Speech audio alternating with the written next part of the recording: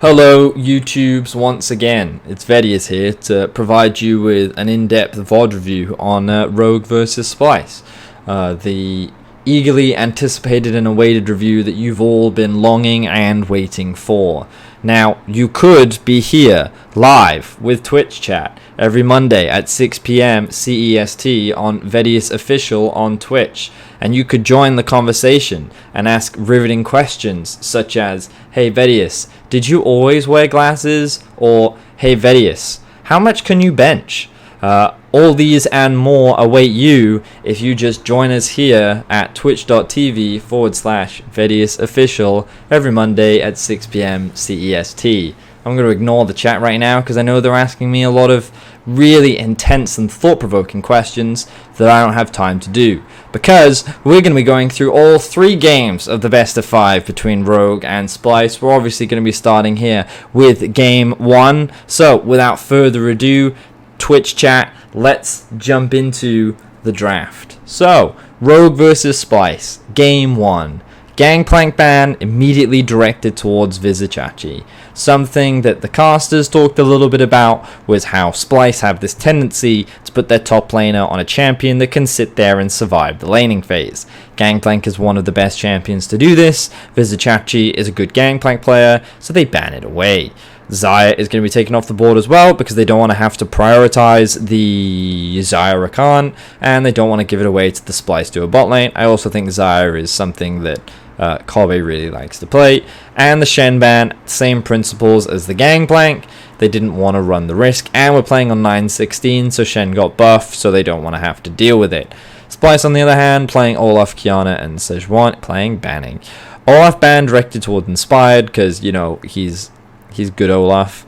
Kiana ban, mainly because I think that's also an inspired. I mean, we can see that they're all inspired directed bans. I think they're saying that he doesn't have a very deep champion pool and they're trying to pinch it by taking Sejuani off the board. That's just a very strong meta jungler right now, even with the nerfs on 9.16. And Kiana is also a strong jungler. I'm sure they can play it mid and top because remember Finn also played it, but to me these feel like a lot of jungle bans. So nothing too crazy coming out of the bans, but obviously this does leave Yuumi open and Akali, but Splyce make that trade. They'll say, we'll take the Akali, you take Yuumi, and then they immediately grab the Lucian so that they don't have to deal with it, because Yuumi Lucian is a really potent lane. So then Rogue grabbed the Garen. Now immediately we're all thinking, surely this isn't that broken. Turns out it's really broken. Anyway, we'll get to that in the game. Yuumi Garen plus Corki. The Corki pick, I think, is just a safe blind, especially seeing that you've already seen the Akali. This matchup, the Akali does have kill pressure, but only once you hit 6 in the early levels, you just get harassed and bullied, and it's a really miserable time. And then Splyce ran things out with the Renekton last pick. Now, you can already see that Splyce's comp is very early game focused. Now, this is not typically a Splyce draft. You want to be trying to snowball the bot lane. You also want to be trying to get your Renekton ahead. Like, Splyce's comp is all about early game aggression, which is not something that they're typically very strong at. So, moving into the second phase, we need to see them have more setup with their comp, and they need an early game effective jungler, right? So, they choose to ban out the Kled because it's one of Finn's comfort picks, and it probably does fine into Renekton. And they also ban out the Aurelia. Huh. Why'd they ban out Aurelia? Renekton is considered a counter pick to Aurelia. Maybe they were worried about Aurelia into Akali? I'd be surprised though. I feel like Akali... The Aurelia ban surprises me. Surprises me a lot. Maybe they're worried about Finn's Aurelia as well. Maybe. But, that does surprise me. I'm not sure why they needed an Aurelia ban here.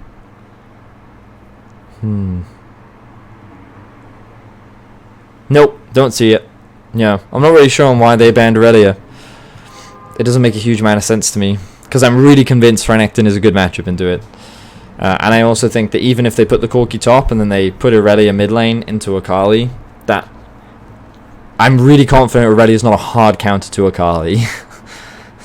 I'm sure it could be a good matchup, but I'm pretty sure it's not a hard counter.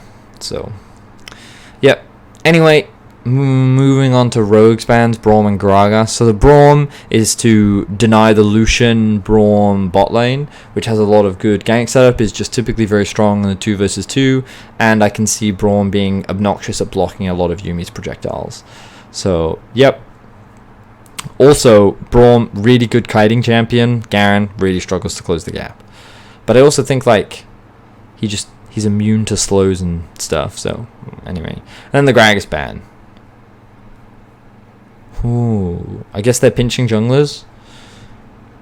Looks like it. Maybe they're also worried about Gragas support. They could be. I feel like anything with a knockup or interruption, or like these kind of things, can be really strong against Yuumi. So,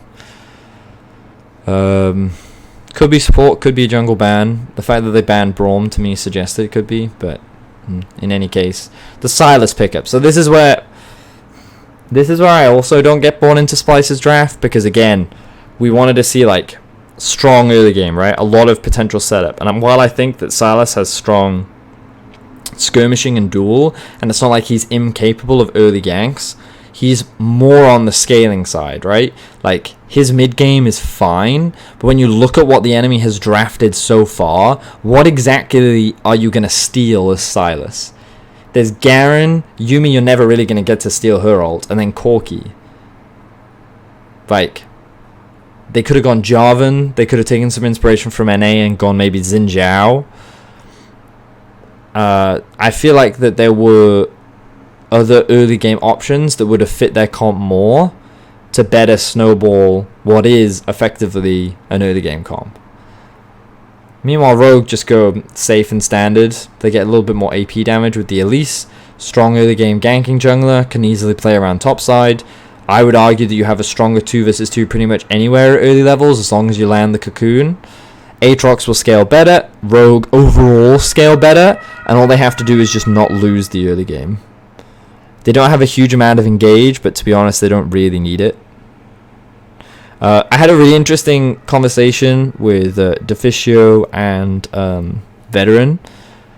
In my opinion, when I looked at this Rogue draft, all I could sit there and think of was like, well, okay, what you do is you like poke, and then once you poke them out, you can like force an engage if you want to. But they were saying you can literally just run it down. You can just run at them, because Yuumi Garen is like such a strong front line that it's a really easy engage, and then you can just follow up behind them. And I wasn't convinced. I'm still not super convinced.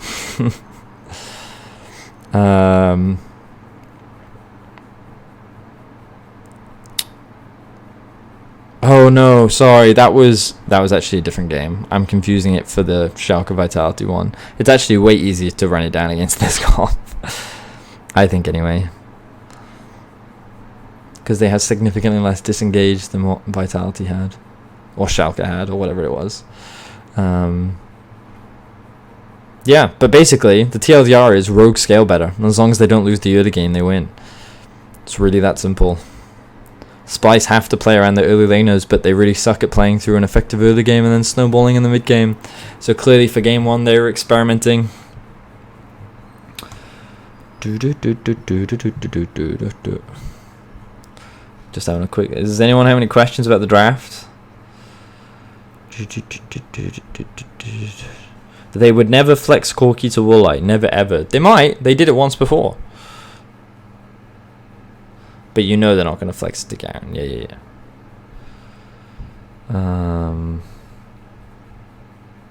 No. Okay. Thoughts on letting Aatrox through? Well, that's the thing. Splyce also could have picked Aatrox here, which does suggest that maybe Splyce don't play Aatrox. Aatrox would have been a good pick. But maybe they think it's weaker now, and the Renekton is a safe answer to it. Or they didn't want to give Renekton over to Finn. I don't know. I had a lot of question marks around this draft from Splyce. I mean, we didn't talk about the Volibear, but Volibear typically considered good into Yuumi. Apparently not that good into Garen.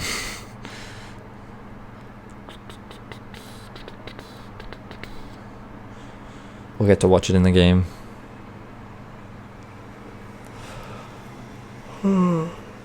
Vlad picked via No, I don't think you can pick Vlad here. You'd be too AP heavy if you went Vlad.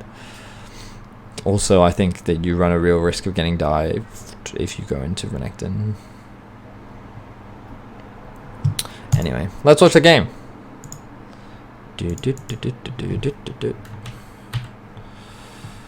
Right. What's going on in the early game?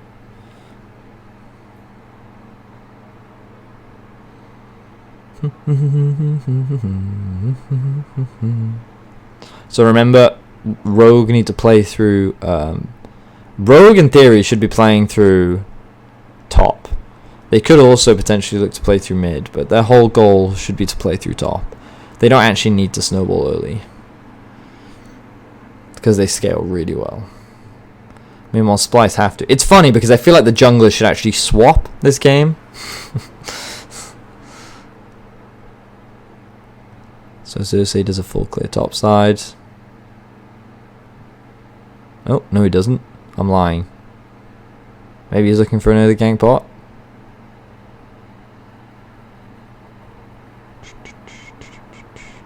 What's he up to? Does he do walls now or does he do Grom?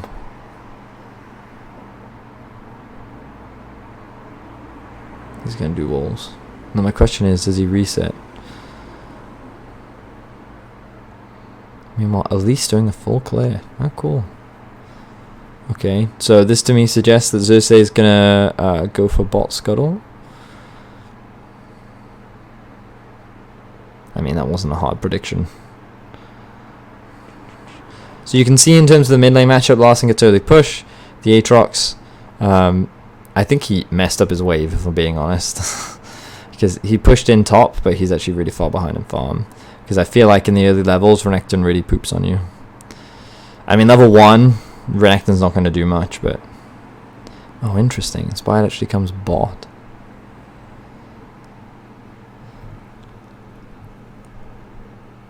So Inspired is getting information. Notice, look at the pings top. He's like, Xerxes top side, Finn. Watch out.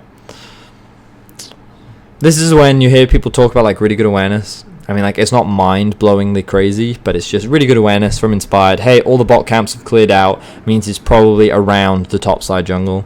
So just be mindful of that. It means that Finn then puts a ward over the wards. So check, try. You can see good early communication from Rogue. Bot just doing its best to survive. Mid has a slight CS advantage. And this is where Finn probably dies, right? Oh, that's pretty crazy. What did Noscaron do? Yep, he does indeed die. Yep, that was a big mess up from Finn. I'm not really sure what happened there. We can have a look.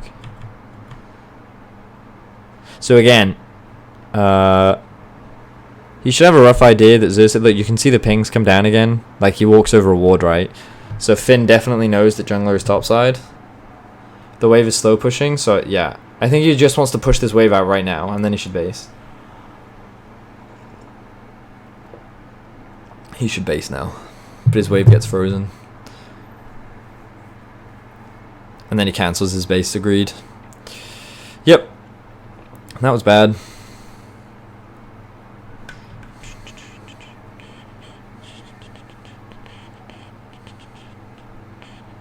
Costs him his TP. Means his TP advantage for Splyce bot.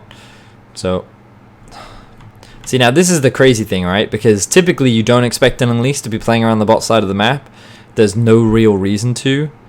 Yet she sneaks in through the lane just as the TP arrives, and then is here. And then Noscaron tries to go all in because they have a level advantage, which is smart, but... Oh, the Inspired punishes him. That was just a good read from Rogue. Yeah, again, we get to see the greed come out from Finn. He should have just based.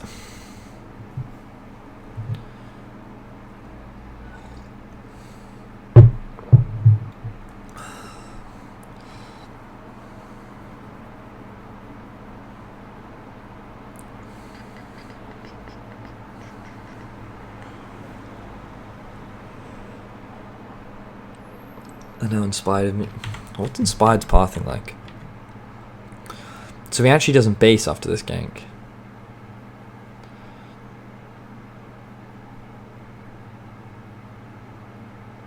Yeah, so he clears out his bot. And then he doesn't bother doing top camps. He's just like, hey, we can maybe dive top. So he starts immediately pathing top. And he takes the path that likely has the least amount of vision. And then they realize, oh, we don't have wave big enough. Okay, I'm backing off, I guess.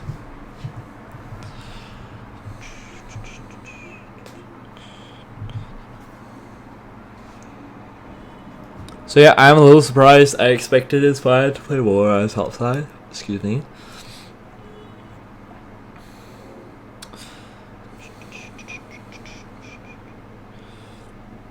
But the fact that they get a kill bot is really good. They don't burn any summoners though, so...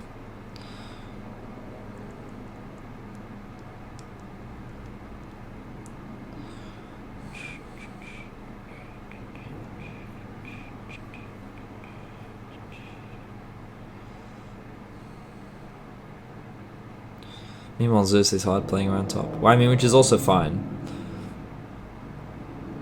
Personally, though, I think he should be playing around bot. Oof. Rough life.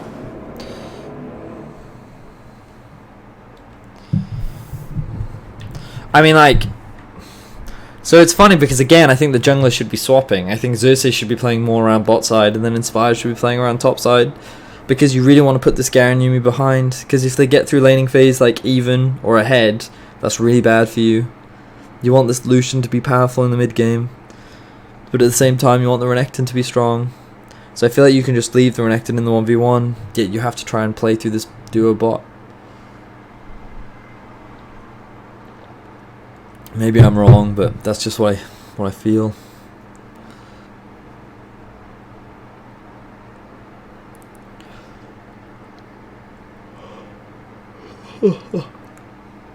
The yawns are back. God, I always yawn when I do these VOD reviews.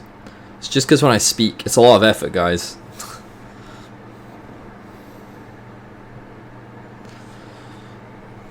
And then another gank bot and they get his flash. It's crazy that they can literally just keep making this happen. Maybe Garen is the true lane that you gank. Like, he literally just comes through lane. Gets the flash out. Then they get some plates. Now Xerxes being smart and he's making cross map plays. So they get kills here, and I mean Renekton's not getting the kills, but he's still getting really far ahead.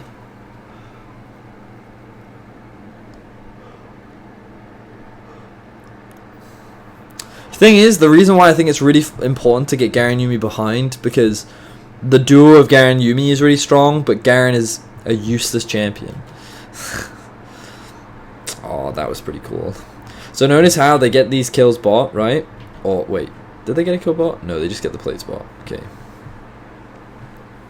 So they get the plates bot, right? Happy as can be. Wonderful world. They immediately start roaming up. Look at this. They're just like, let's go. Forget bot lane. Who cares? Larsen's buying time. Inspired's just like, yeah, hold on a second, one sec. Voila. Rift out is ours. Rogue take everything. I mean, maybe Vizichachi should have come down and helped. Oh.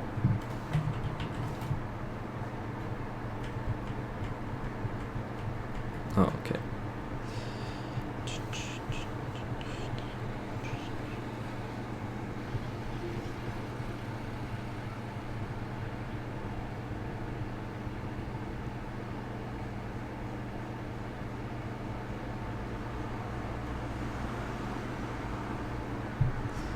So it's interesting that they've swapped.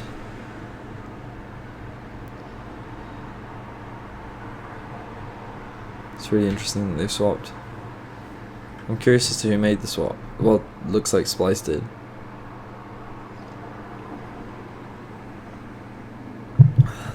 But even then, the Renekton's already bought.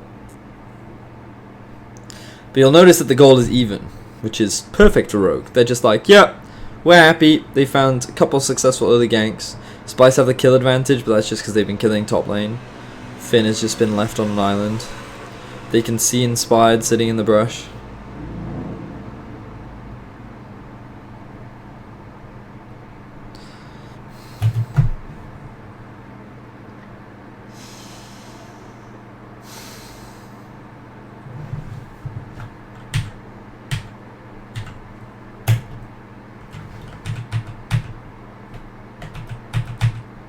See that?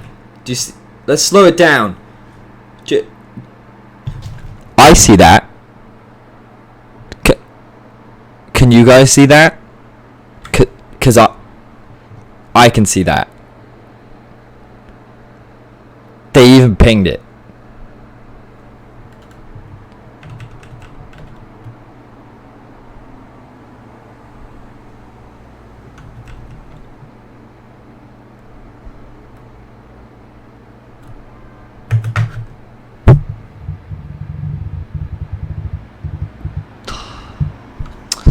Well. Alright then. See, people come to me and they're just like, Vedius, isn't North America garbage? Aren't their teams like so bad? And then I'm just like,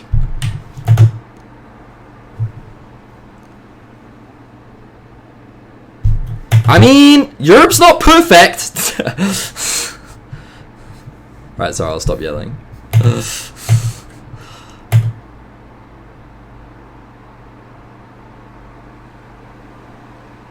I'm surprised they still go for this fight.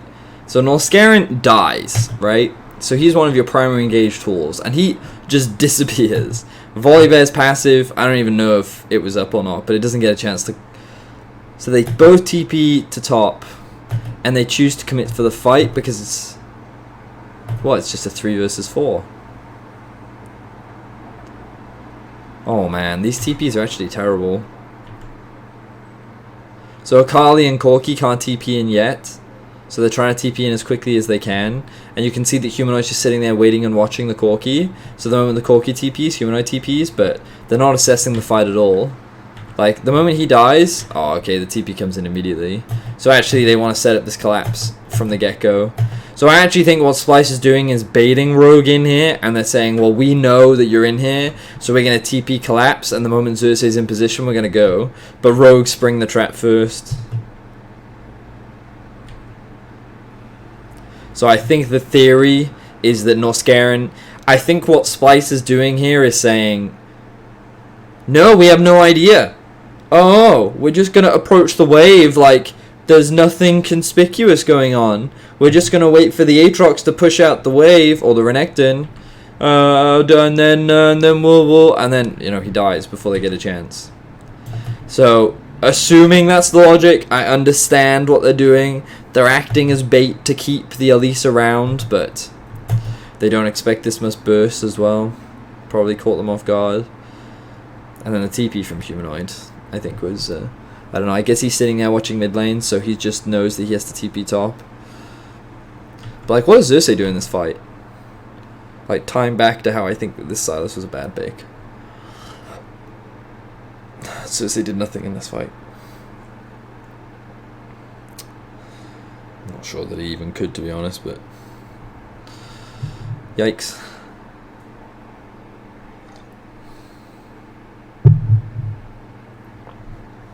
So there you go. I think I understand what Splyce was trying to do.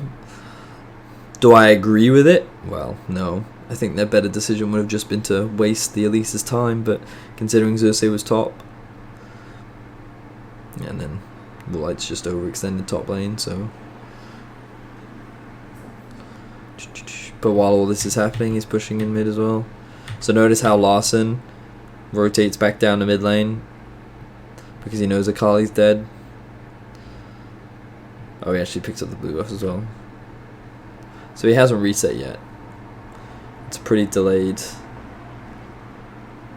He actually really should have considered resetting now, because he's really delayed in his base now. Like, sure, he knows where jungler is, but he's not going to get that tower. I don't think Inspired's reset either. Good deep ward, because again, you know jungler's top. And now they look for a dive. And again, I still don't think they've actually reset yet.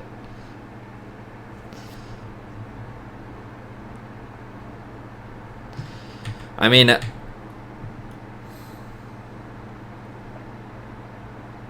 Am I trolling? That's the question. Did they reset?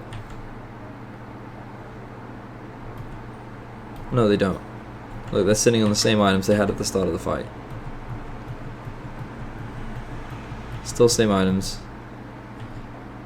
I mean, the thing is, like, at this point, this is just greed from Rogue, because their bot lane just died, and Kobe has teleport, and also, like, Splyce gets to reset on the map, like, they're already back out on the map, so they lose everything. This is a super greedy play from Splyce. Oh, we have another fight from Rogue, sorry. How does this end up working out? I mean, it doesn't, right? I suppose it's 2 for 2.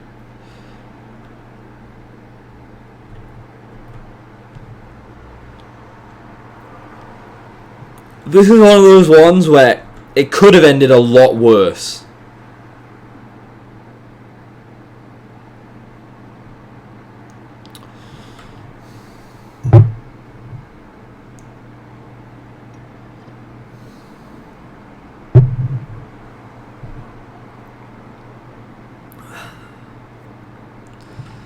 It could have ended a lot worse.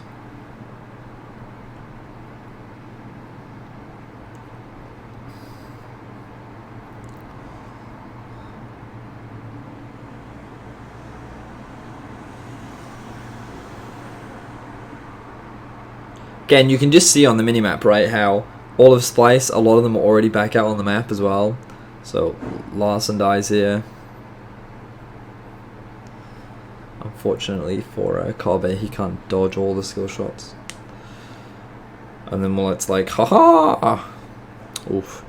That flash just hit the root, just disappeared. If Mullet had silenced him sooner, that probably would have been another kill.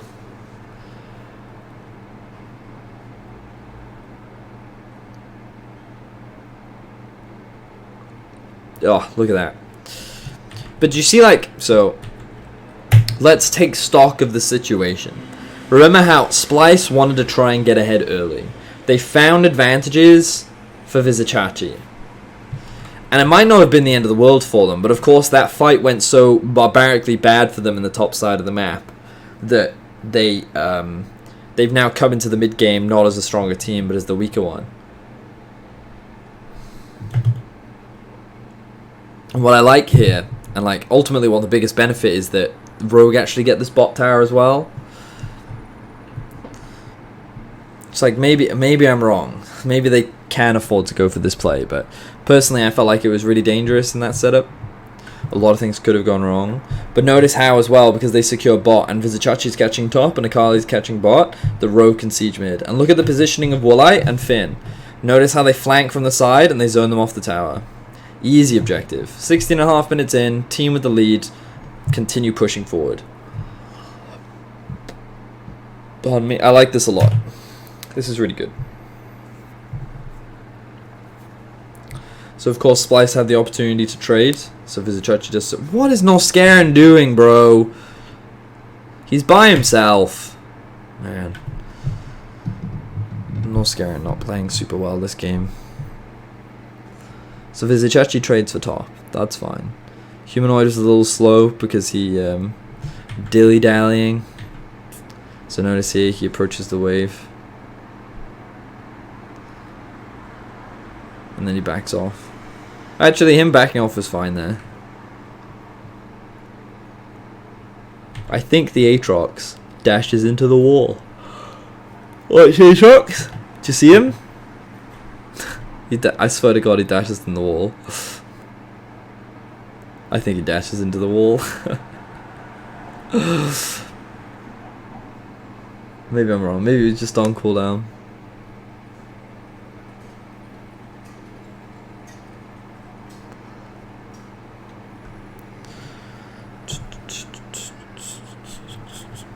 I have a Discord. Not sure how that's relevant though.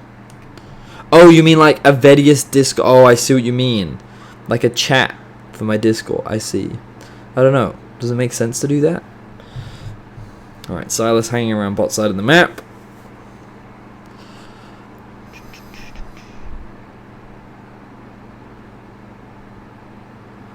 So, we've entered the mid game with Rogue being ahead. So Splyce kind of have no options now because they've been outscaled. That's how important getting an early game lead was for them. I don't think they ever win team fights.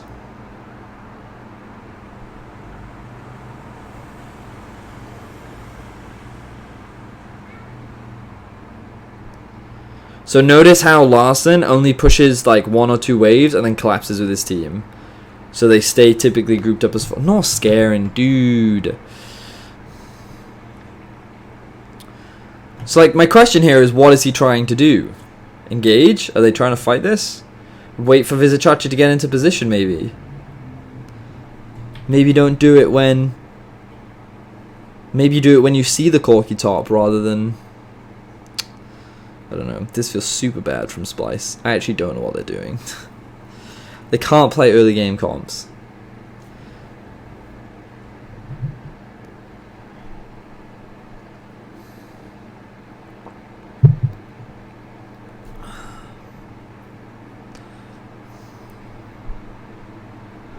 Akali has kill pressure on side now, but it doesn't matter.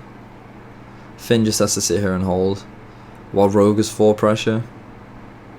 This is really good from Rogue. Just really good, like, basic League of Legends. I just love the fact that Larson didn't over push top. He literally just takes a wave or 2 and then he groups up mid. And then he's like, well, we're stronger in the 4v4, so we can force. And then Finn will do the same bot. He'll push out a wave and then he'll group up with his team. Because it makes sense to do so. I don't know what he's doing. No Scaring had a terrible game 1.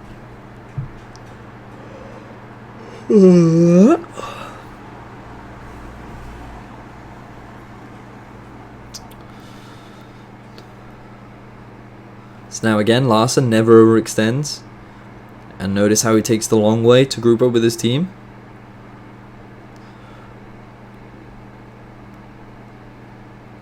Interesting that the Garen's resetting. Garen should go catch top.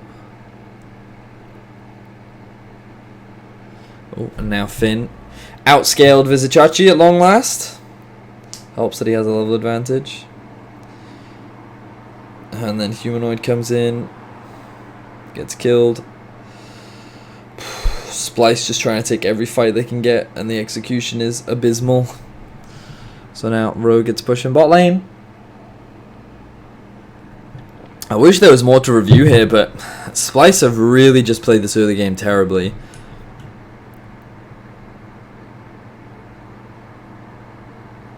Props to Finn for just catching side waves and like soaking pressure. And I like how Rogue have been playing as a 4. They realized when they were stronger and they played around that 4 well. And here comes the flash thing from Woolite. Bang. Silenced as well. Beautiful stuff.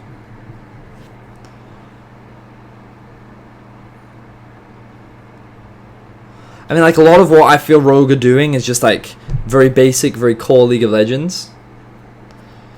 There's nothing too insane about what they're doing in terms of how they play.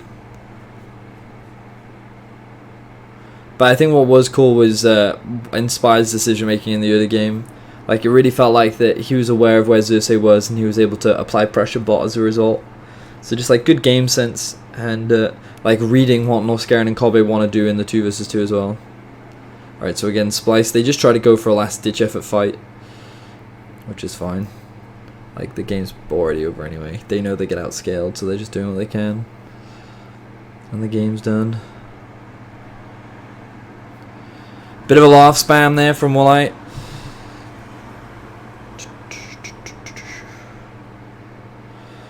Damn. Really good snowball from Rogue, though. But again, this game makes it look worse just because of Splyce comp.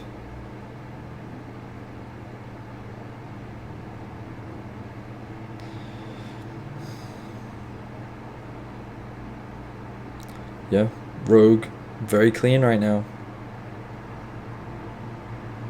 So now they play towards top, and they've still got a minute left on Baron.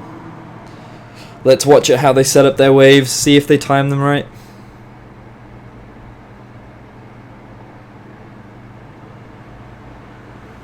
Why bother? And you can just kill Humanoid.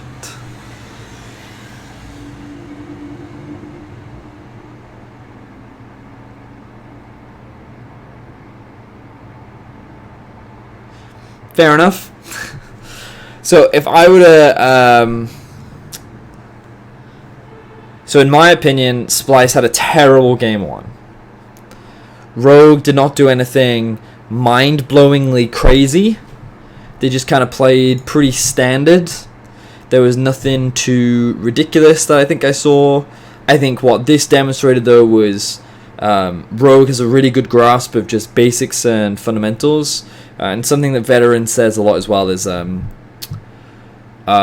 Rogue is very good at reading the map state and knowing how to react to it, and I think we saw a couple of examples there in terms of when they could go for these fights, what objectives they should be playing towards, when to use their TPs. Like, it's just intelligent, you know? A lot of the decision making makes a lot of sense. Very rarely am I sitting here going, why are Rogue doing this?